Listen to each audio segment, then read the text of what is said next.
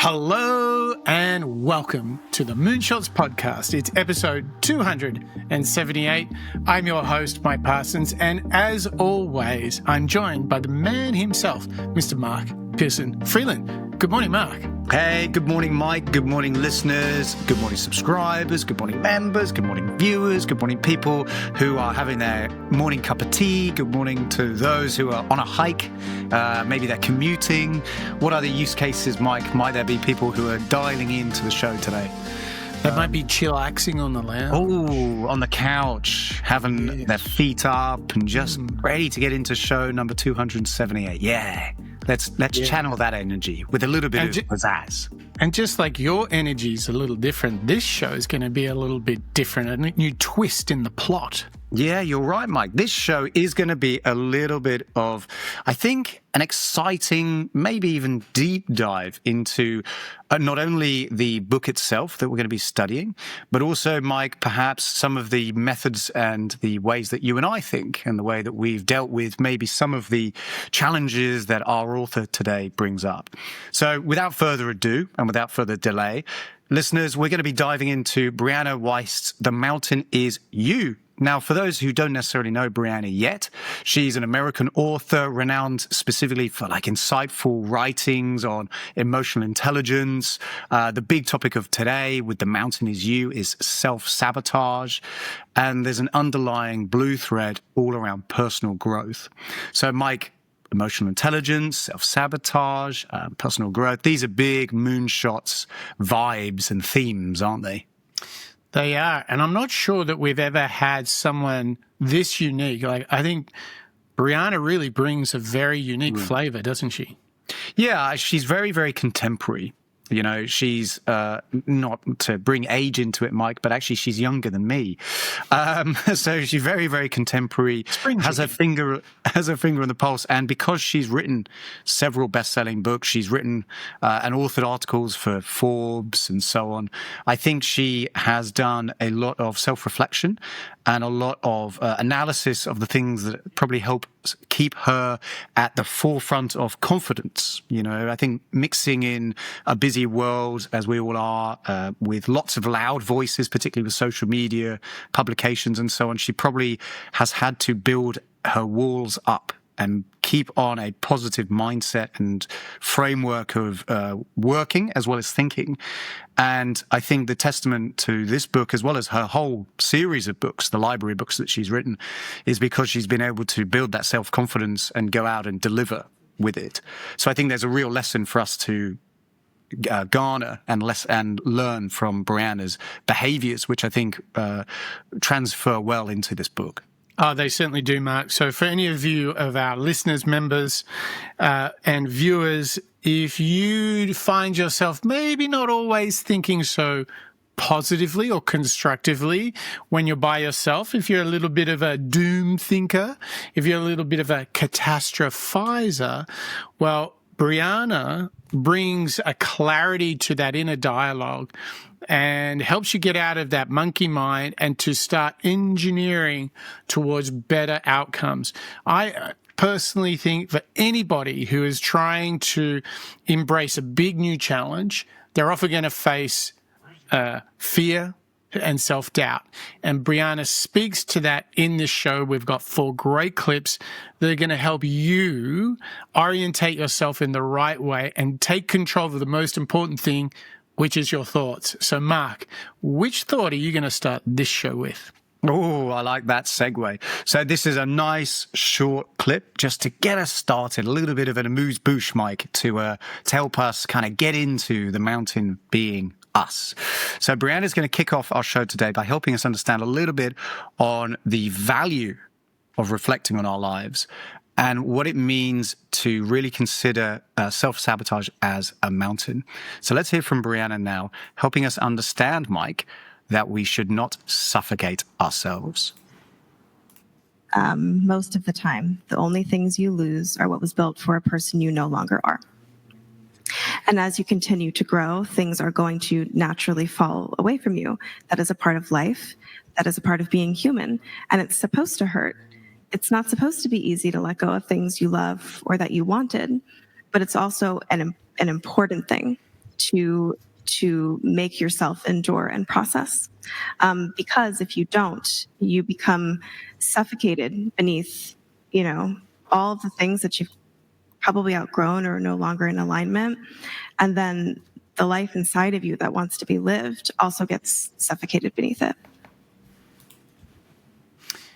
Letting go of things once they're of no use to you. I think the way I relate to this, Mark, is I think you often hold on to battles that you've had in the past, and you're still fighting them in new circumstances. I remember an experience once where someone explained this to me, and we both had a colleague who had real challenge in trusting the other co-founders of the company. Regardless of our behavior, he just had, in a previous company, he'd had some real trust challenges. His trust got broken. But here's the thing. We were in a new company, but he was fighting the old battle. And I remember one of the other co-founders explained this to me, and it was really powerful because, if we've been burnt in life because of certain characteristics of people, sometimes we don't let go of that, and we see that, we fight that battle, even though that battle is done. Oh. And in the same way, Brianna is really challenging us and saying, okay, as we are always evolving, you have to let go of some things. Maybe you set out to be a world-class runner, but actually walking was your thing. Maybe swimming was your thing. You need to let go of that thing to move on to another. And I think that if you lack reflection and you're bombarded with messages about side hustles, six packs, what's the equivalent, Mark, to what do women get pitched? If we get six pack abs, is it like hair extensions, beautiful nails? I don't know, cosmetic surgery, like whatever they get pitched, right? Yeah, good question. I'm sure my wife's mentioned it must be to do with makeup. It's probably pretty similar stuff. Yeah, maybe abs, strong arms, that sort whatever. Of yeah. So if you think about it, like if we are getting bombarded, we're almost like filling up with other people's dreams, hopes, and aspirations, not our own. But meanwhile, we're holding on to our own. So that bucket's getting really full. So at some point, you need to be deliberate in what you let go of and be very selective about what you embrace next. And don't fight the battles of the past. This is how I'm relating to Brianna's thought. How about you, Mark? Yeah, I appreciate that call out. Remember, is the battle already won? Is it already done? Are you bringing baggage from a different fight into a situation that doesn't require it? Sorry, just to interrupt, but it just reminds me, it's like romantic relationships. If someone had a bad partner from previously, they're going to kind of bring that history and that sensitivity into the new relationship, right? Big time. There's always emotional baggage. And I think part of the introduction clip that we've heard from Brianna is encouraging us to remember that life changes, things move, and to not get too attached to things. And what I liked and what stood out to me in that clip is the fact that we outgrow our own ways of thinking over our lives. So some of the, and what speaks to me is some of the values perhaps that I had when I was younger no longer should be relevant or should be prioritized given the life space where I am now or have been in the past. So, for example, to put a specific, maybe when I was younger, my priority was I've got to be the most liked person around. I need to be the most popular guy in the office. I want to be the guy that everybody kind of has a laugh with and is friends with. But that doesn't transfer into being a manager. This doesn't require that you can't be a leader and still be the nicest guy around. And while I like, you don't bring your baggage with you, you don't necessarily hold yourself back by still being stuck in a past way of thinking. Yeah. Know your situation, know what your behaviors are that you do that maybe are no longer relevant because you've outgrown them. And don't be upset when you have to change. You can still be you, but in a different way. So if you were giving me advice about letting go of something so I can move on to in life, what's the practice you recommend? I think it would be understanding what role that behavior has in your life right now. And how do I do that? I would, personally, I would always speak from things that work for me. Doesn't always happen for everyone, but what works for me is journaling, writing it down and reflecting on it. Yeah. So gradually, as I know we've said in the show before, putting pen to paper or keyboards to screen and just analyzing how you are feeling, what you are reacting to. You know, that's the main thing that I tend to write about. You know, I'm feeling a bit upset about X, or this thing, you know, really made me question my abilities, and really intrinsically, you know, comb through with one of those nit combs, you know, and think, okay, this is kind of tripping me up each day. Okay, right. Now I understand that I value the opinion of people maybe too much. Yes. And when you start, if I was talking to you, for example, and you're trying to figure out how you can change their behavior or identify behavior, you've got to start by reflecting, don't you? You've got to look at it. Absolutely right. Yeah. And you know that if there's someone that you trust, you could also ask them, help me figure out why I'm so annoyed, frustrated, or angry about XYZ. You're not necessarily asking for advice. You're actually just saying, help me understand why. Why am I so frustrated, right? I think that can unlock a lot about where you're at and what you need to let go of. I think you used a great word, detachment, right? If you're overly attached, particularly to things of the past, well, you know, the bucket's full, as I said. You can't move forward, right? Yeah, I think that's a nice analogy, because the bucket not only is going to overflow, but man, walking with a heavy bucket is a drag. You know, it hits your leg and it holds you down. And I think that's where Brianna's, again, coming with this, the mountain. You've created your own mountain, and now you're carrying all this baggage to try and get up it. Well, try and simplify your life. You don't have to make your life complicated. In fact, make it fun and enjoyable and somewhat simple. Yeah, absolutely. By reducing the amount of distractions and unpleasant things in your life. And sometimes the only way to do that is to, again, look in that mirror and realize, hey, I don't really need this friend or this way of reacting to things. I don't need another beer, let's say, or whatever it might be. Yeah. And I think that only comes from really intrinsically getting to know yourself. But I mean, the truth is that can be uncomfortable as well, can't it? Yeah, yeah. But you nailed it. The detachment idea is spot on. But I tell you one thing you can attach to, Mark, and please prepare your trumpet arrangement, is you can totally attach to being a member of the Moonshots podcast, correct? Oh boy, can you attach to being a member? Yes, you can, Mike. And I think all of these individuals are being the best versions of themselves. They are supporting a show that we record all the time, and we're bringing to life some of the things that really matter to us. So thank you guys for your support and providing us with coffee each week and each month. So please, Bob, Dietmar, Marjan, Connor, Lisa, Sid, Mr. Bonjour, Paul, Berg, Kalman, Joe, Samuela, Barbara, Deborah, Lasse, Steve, Craig, Ravi, Evert, and Raoul.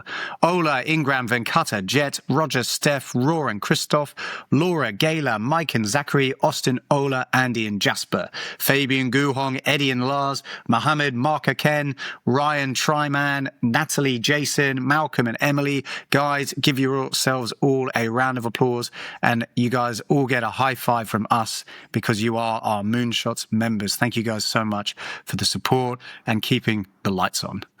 Yep, the lights are on, and we are very, very grateful. And we kind of kick things off with, you got to detach a little bit. You got to let go to move forward. And I think that's a great start to the work of Brianna Wiest and her book, The Mountain Is You.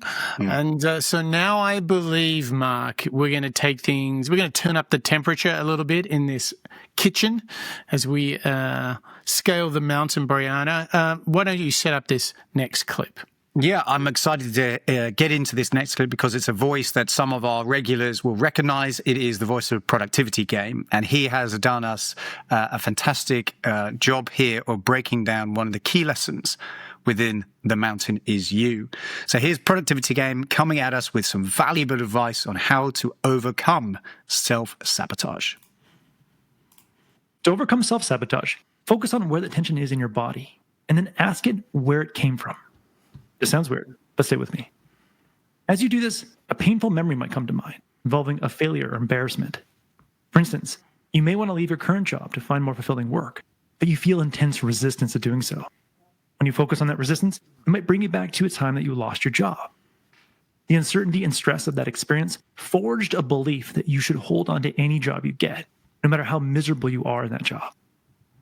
Beliefs forged by past pain act as invisible weights, holding you back down to the base of your mountain. You must release those weights by going back to the painful experience and imagine helping your younger self gain a new perspective and process the painful emotions that led to a limiting belief. Close your eyes and imagine being transported back to the painful experience and sitting next to your past self at the moment of peak emotional pain. With the benefit of being months or years removed from that experience, your current self can reassure your younger self that things will get better. In fact, some good things will actually come from the experience in the form of new insights, opportunities, and relationships. This reassurance allows your younger self to fully accept what they're experiencing and let it pass through them, like rainwater flowing through a duct, unencumbered. Now, you may cry or sweat during this experience, because as Brianna Wiest says, emotions are physical. When not felt properly, they become embodied and literally stuck in our bodies, and we need to flush them out. For this reason, I found the best time to explore my resistance to change and revisit painful experiences is during physical exercise. I like to close my eyes while riding a stationary bike, and as I sweat, I imagine my past self releasing and letting go of any negative feelings towards the experience that led to beliefs that hold me back today. Without the weight of limiting beliefs holding you back from the change you want to make, it's now time to formulate a plan to move up your mountain. The best way to do that is to ask your future self for help. I like this idea of asking your future self for help, Mark. I made a couple of notes here. I think, first of all, if you don't let go of things, they get stuck in your body. And I really relate to that. I think a lot of there's so much science behind emotional trauma being a trigger for physical health concerns. The other thing here is, revisiting the past when it's a bit safer to realize that what you thought was a life-ending crisis at the time, you can actually have a bit of a giggle and go, well, it wasn't actually as bad as I was kind of taking it. And I think that's the thing, right? I commonly call this catastrophizing. You're in the moment and you're like, oh my gosh, DEFCON 1, the world is about to end. It's a disaster, right? Yep. But often we can have a bit of a giggle and go back to the scene of the crime in the future and go, well, it actually wasn't that bad. And in the highest form of growth, we actually say, actually, it taught me some important lessons. And I think this idea, so when you do feel yourself doing a bit of the catastrophe, the world is ending, life is terrible, you can hold yourself for a moment. If you can have this self-awareness and go, oh, I thought this before, and I know technically it wasn't the end because I'm still going. So therefore, I don't need to get so upset because we can get a little bit over the top, right? Oh, yeah, of course. And you're totally right, Mike. If that is our goal, to be in a position where we walk through life and when a hiccup happens, bad email, maybe an injury, something worse, maybe something to do with your family, if you've been through something already and you've processed it, you do feel more well armed. You feel defended, as though nothing can put you off. And I think that only really comes, essentially what we're saying is from experience.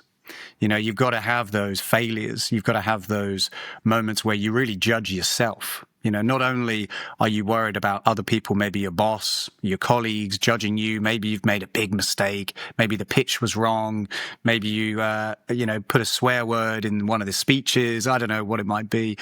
But if you get through that and you feel more confident later, then that's proving this concept, isn't it, Mike? It's proving that end of the world feeling that you had when, something hit the fan, well, that's okay. because tomorrow was another day and you felt better about it, just little by little.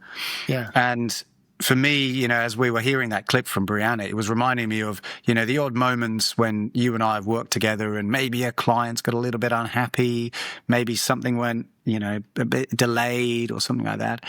And at the time, I remember saying to you, oh, this is hard. This is a challenge. Yeah. And you called out at the time, well, you know what the ultimate form of reflection would be is seeing that it's not going to be that bad in the long run and that there's lessons to learn.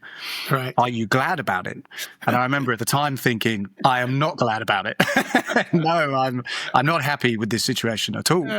But fast forward a few weeks, maybe it was a few months, and actually I looked back and thought, you know what, that was a valuable experience because it taught maybe patience, forgiveness, but also, you know, a little bit more about focus and getting stuff done.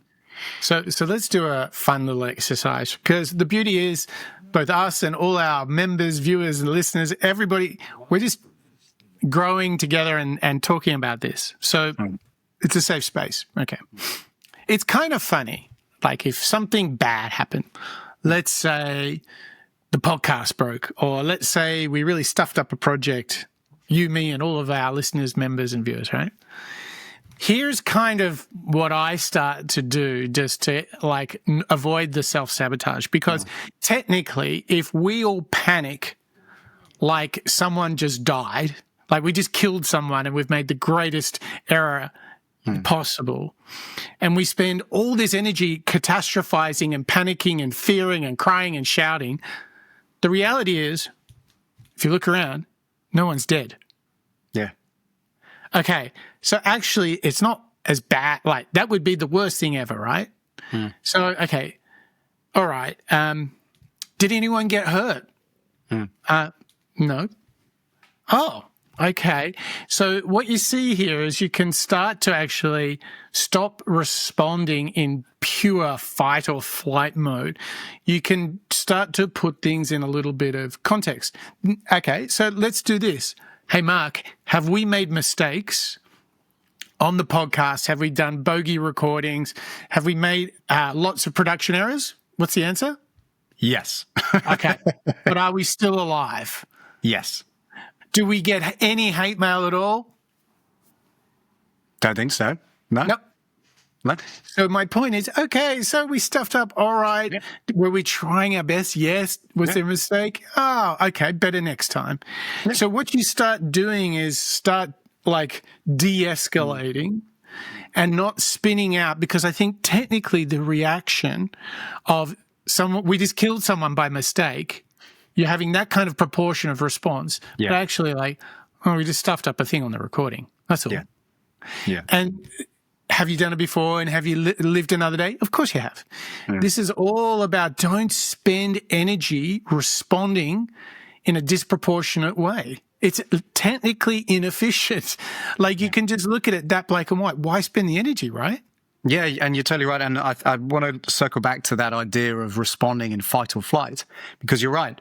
Those two extremes are pretty much what we react and go out and, you know, you explode. Maybe it's in anger. Maybe it's in fear. Maybe you just run away from it. Maybe you bury your head in the sand and you ignore it. And then it becomes even worse. But there's a middle ground, isn't it? You can choose to get into it. You can choose to really think about it, reflect on it. Maybe you raise a hand and ask for help. Maybe that's a great opportunity to get better at asking for help and being a little bit more softer. And what that'll do for your colleagues and so on is invite more constructive work together. Because, hey, look, this guy's just asked for help. Oh, he's struggling. Well, that's okay, because sometimes I struggle too. So when you don't react in that fight or flight mode and you de-escalate, another word that you said, which I liked, de-escalate that situation, then suddenly you are removing that nightmare situation from a context that might not require it. Absolutely, absolutely. And so what I come to another practice of avoiding this self-sabotage, which is I intercept negative thoughts with happy thoughts.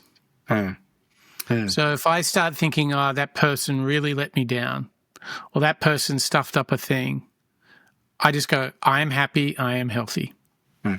Yeah. So I can just be having the most random thought while I'm running, and I'm training myself to stop. I'm happy, healthy, happy, healthy. Yeah. And it's just a choice that I want to trick the monkey mind and go, no, go positive. Yeah. Like just eradicate all the inefficiency of thinking negative, because there is technically, nobody can make us a business case here, Mark, that it is worthwhile catastrophizing, speaking negative of yourself and others. Yeah. There is no version of this world where that makes any sense to deploy our energy on that, correct? You know what? That's an interesting insight, Mike. And I'm sure we could put it to our listeners. Have any of our shows, 278 plus all the master series, ever involved an author saying, I just lived in a negative space and then I got what I wanted? All of them argue on betterment, self-improvement, personal growth. None of them say, I just stewed in my negative thoughts and the invisible battles. Yeah, they got me to where I wanted to go. Do they? And I think after 270 episodes of this show, if we haven't found it now, we're never finding it. And like it's, to me, this sort of mental and mindset approach, it deserves very explicit controls, because this ego that powers the monkey mind, the self-sabotage, is powerful stuff. And we are highly affected by our environment. We're highly affected by social media. So you have to respond with fire in kind. You have to be like, no, happy, healthy, or whatever the words are that evoke an uplift for you. You have to intercept those negative thoughts. Big time. Just like eradicate judgment and attachment, selfishness, ego. Just know that there are truths, right? Let go of that bad stuff. Focus on the positive. Because the thing is, if you're not going to be deliberate, the ego will step in and self-sabotage, won't it? Yeah, big time. And I think in the times of my life when I've felt a bit down, I've often just enjoyed that catastrophizing. You know, it can be a little bit addictive because it's a great excuse Of to course then it is. feel, Oh, me. you know, Oh, me. I can't do this thing because, you know, of such and such. And you know, it's handy. But really, that's just an excuse to not try and change from a fixed mindset. Yes. It's not trying to allow yourself to have better choices or responses. It's just staying in the same path. And actually, I think what Brianna's saying is that path is up to you. You know, maybe you've created a mountain, or you're in a situation with a mountain to the way, but you can choose how you tackle it, right? Yeah. So now we've kind of framed this choice. It doesn't mean that negative self-sabotage thoughts are going to happen. We're not proposing that you can live in a pain-free world, are we? No, of course, there's going to be pain within the journey that we all take. You know, we've analyzed so many people, Mike, on this show, that we know that failure and challenges are often the path that people take in order to get to their best position. And this next clip that we've got is a bit of reassurance. You know, we've heard that self-sabotage is something that we can work on, which is great. Now let's hear from Brianna on the fact that even though it's painful, that process of change might be a little bit of a struggle, but you will not believe that destination when you get there. So let's hear from Brianna Wiest again. And that's what we have to be afraid of, if anything. What happens to me if I don't? What existential pain awaits if I waste another month, year, or 10? And then you start to realize it's going to be uncomfortable either way. But one path is hard at the beginning and eases up and opens you up with time. And the other keeps you stuck, but releasing the pressure valve often enough that you can kind of withstand it. But it eventually leads you to a far, far greater suffering down the road.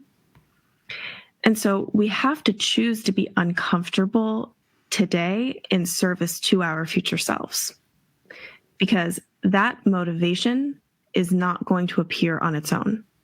It appears when it becomes regulated within our systems. Motivation is really a matter of momentum.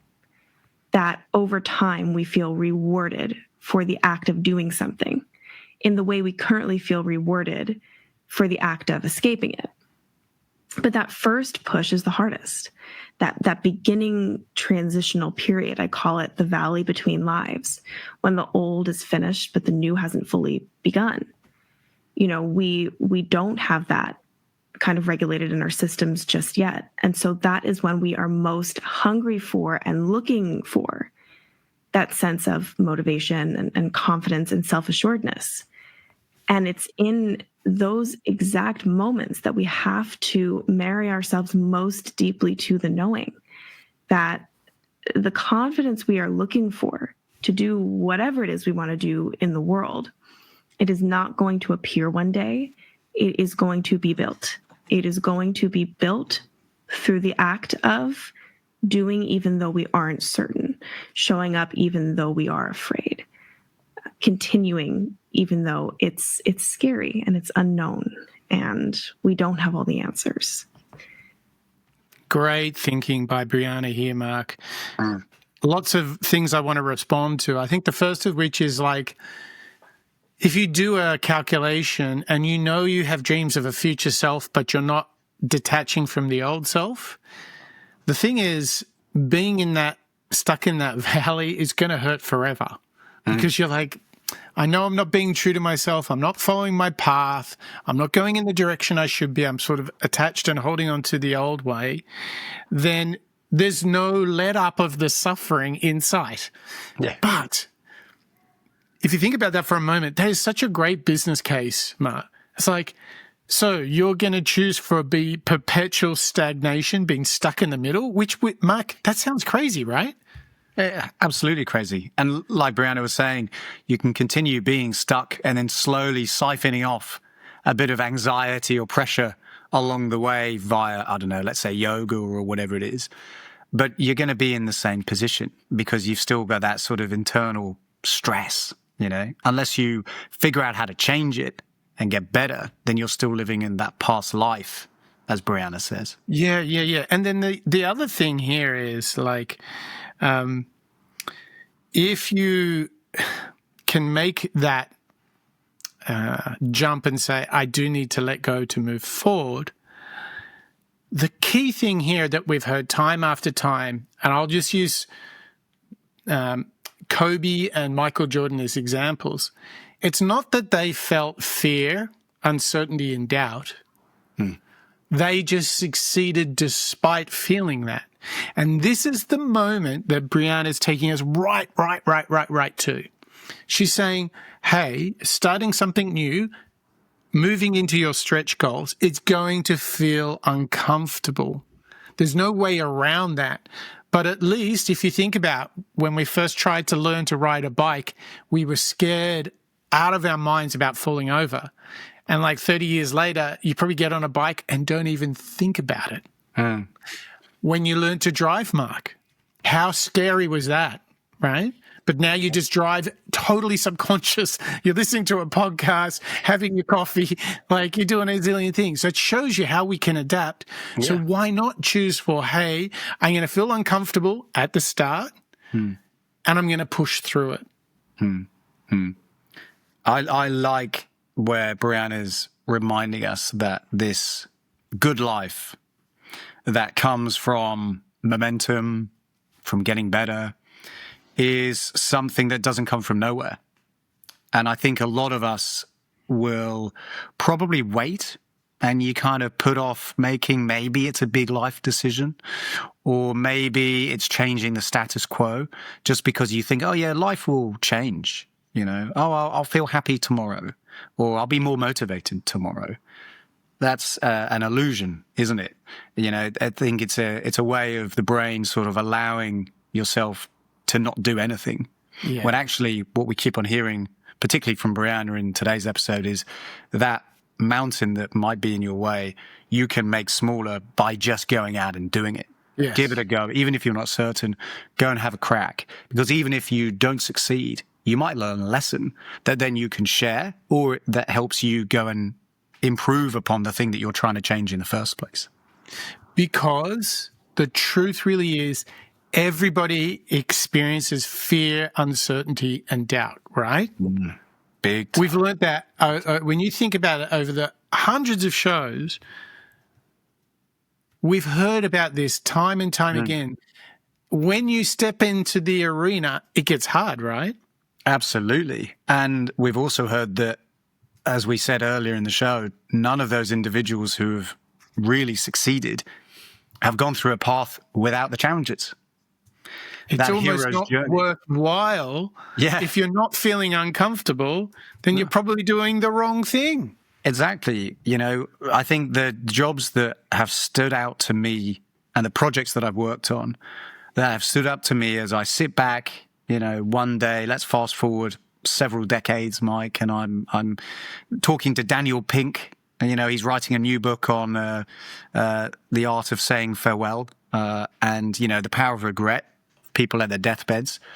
I think the things that I will always remember are those times that actually were a challenge and that were difficult and really unpleasant, because I'll think, you know what, that was a defining moment. And actually, I was pretty pleased with my response. Or maybe it wasn't great, but at least I learned something for the next time. So think about this, right? Michael Jordan got cut from his varsity team. A lot of people said, he's not really that good. Went on and won 6 NBA titles. Serena Williams not only faced criticism about her style, but also about being her outspokenness, but she even got criticized for her body shape. And what did she do? 23 Grand Slam championships. Boom. How about that? Boom. So the point is, every one of us, whether you're MJ or Serena, you're feeling challenge, uncomfortable, uncertainty, fear, and doubt, and it's okay. Push through. And pushing through is, you'll never believe what's on the other side. The worst thing is that we all have this tendency to jump out before we've got through onto the other side. But this kind of, Mark, this really does present us with a choice in life. And I think what you've got in this last clip is a great setup for like how we can truly take everything from the wisdom of Brianna. That's right. We've got one more clip today in Brianna Wiest's The Mountain Is You. This time she's going to be joined by another speaker with Bianca. I want to hear from those two. I want to hear them tell us how you have to sacrifice sometimes your old life in order to have a chance at a new one. And Mike, what we all need to remember right now, for those who are struggling, for those who maybe have a big decision on their plate and they're not sure which way to go, well, don't worry. You are at a crossroad and Brianna has some advice.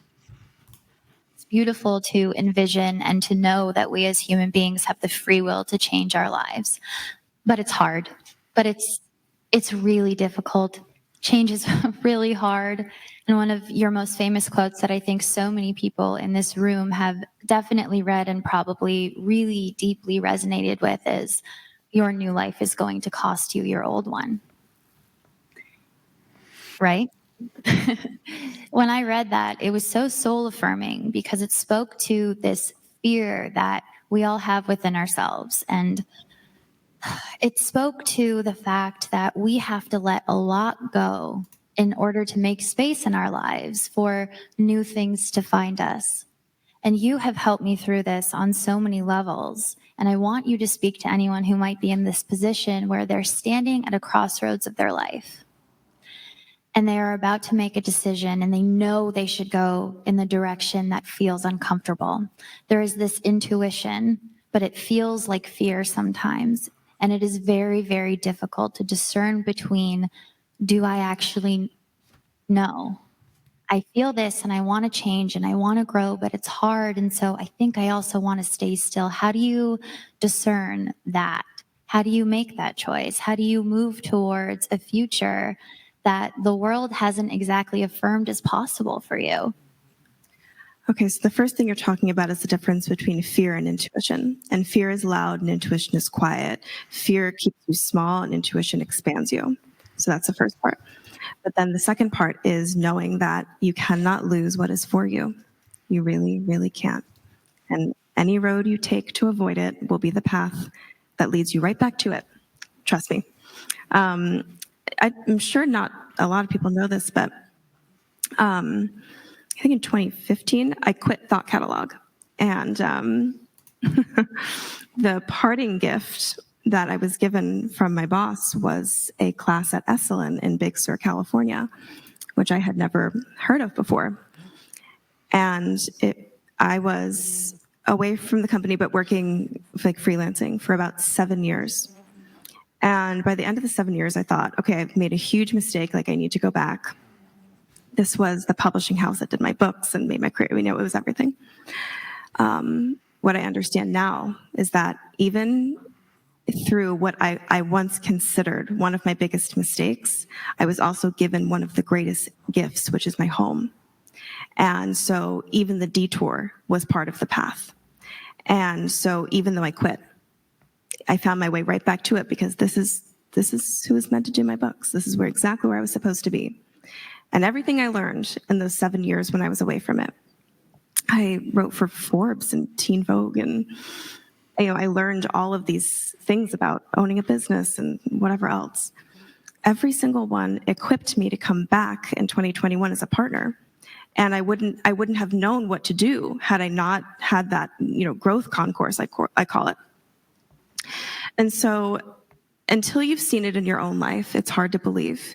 But if you can trust me just a little, you really can't lose what's meant for you, because one of the other lines of your new life, the page where that says your new life will cost your old one, is the things that are meant for you will meet you on the other side. Yeah, it's great thinking. It reminds me of the criticisms that Einstein, Oprah Winfrey, and many others faced in the early times in their career.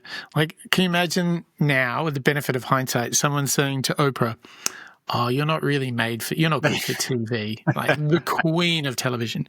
Or Disney not being creative enough, wasn't it? Yeah, very good. Einstein, nothing much will come of this boy. So if you can't see it in your own self, you can definitely see it in others, and trust that the universe has got that in store for you. And I think the way you get there, I think Brianna said something really cool, that intuition is quiet and fear is loud. Wow. You have to go and search for your intuition. You need quietness, calmness, stillness.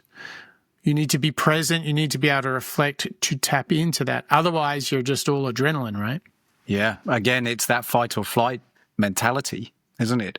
How many times when we are feeling uncomfortable, let's say you're having a run or in the gym or in a cold, shower, all you want to do is get out, you kind of get angry, you kind of think, get me away from this. But really, the longer you stay in that space, the stronger you become, because then the next time you feel that uncomfortable, hey, suddenly it's that little bit easier. Yeah.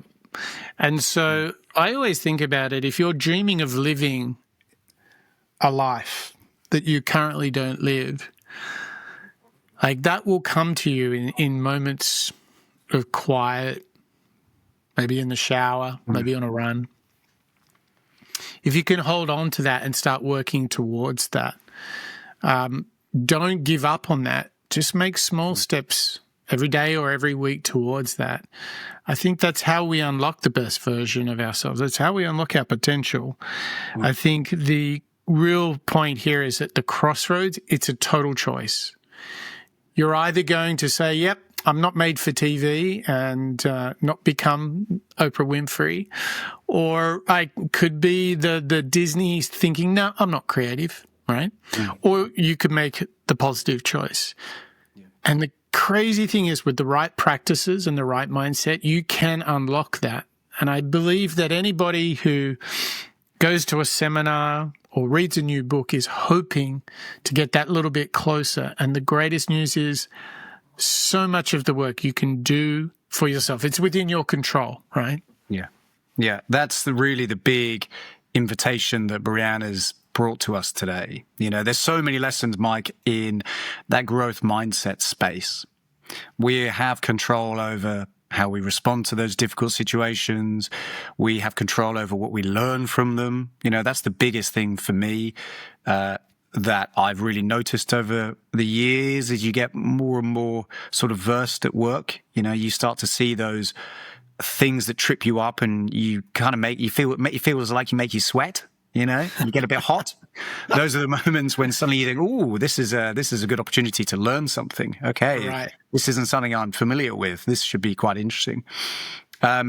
Starting to really prioritize that mindset is a lifelong practice, really. Oh. You know, I don't think we're saying that this is something you can turn on overnight, but wow, it's been such a powerful experience diving into this and even, you know, reflecting on the times when we've probably tried to not trip ourselves up with self-sabotage, when the mountain, certainly I've created a few mountains in my past. Don't get me started.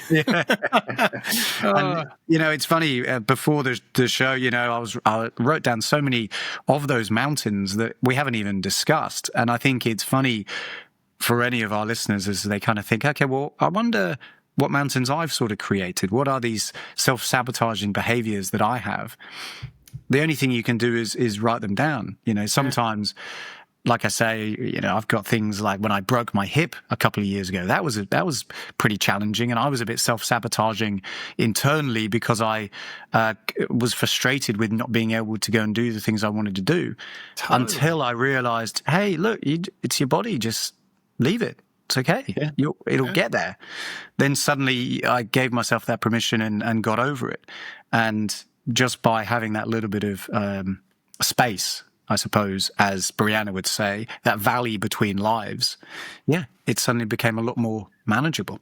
So can I assume, Mark, that of your homework assignments that you're going to take Don't Suffocate Yourself? You got it. That's Boom. It. You got it. What about you, Mike? Yeah, that's a good one. I mean, I could do with that one.